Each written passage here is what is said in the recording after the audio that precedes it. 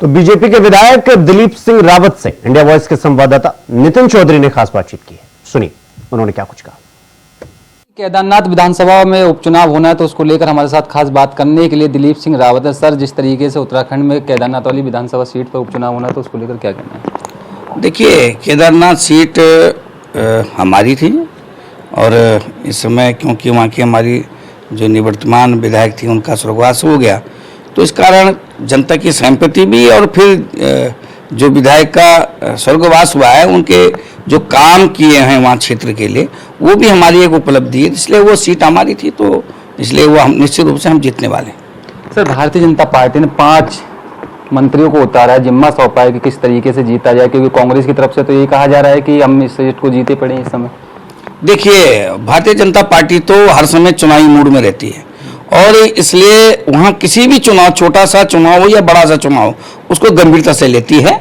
और क्योंकि एक ही सीट है इसलिए स्वाभाविक रूप से कि सारे के सारे वहीं पर प्रचार करने जाएंगे, इसलिए ये कोई नई बात नहीं। ये भारतीय जनता पार्टी का पहले से सिस्टम है कि वहाँ सभी चुनावों को गंभीरता से लिया जाता है।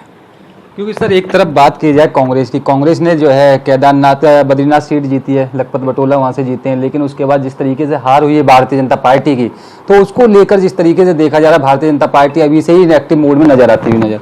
देखिए, ये 2 सीट जो हमने पिछली उपचुनाव में हारे हैं वो हमारी नहीं थी, वो एक कांग्रेस के पास एक बसपा की थी, इसलिए वो सीट को नहीं कह सकते। लेकिन ये केदारनाथ की सीट तो हमारी है, इसलिए यहाँ कोई शक ही नहीं है कि हम न जीत पाए। सर, कांग्रेस तो एक तरफ कह रही है हम जीते पड़े सीट को। देखिए, कांग्रेस तो फिलहाल मुगालते में है और क्योंकि वो समझ रहे हैं कि 2 सीट जीत गए, 2 सीट वो नहीं जीते हैं, वो अपनी सीटें जीते हैं, हमारी सीट नहीं आ रही, हम सीट नहीं आ रहे हैं और ये सीट हमारी है, इसलिए उनको गलतफहमी है और अभी चुनाव के रिजल्ट के बाद पता चल जाएगा कि कौन सही है कौन गलत है। सर, जिस तरीके से देखा जा रहा था कांग्रेस पहले से लगातार एक्टिव मोड में थी, लेकिन भारतीय जनता पार्टी को लेकर अपना जो है निशाना साध रही है, कह रही है कि भारतीय जनता पार्टी बाहर से पैरासूट कैंडिडेट उतारती लाके।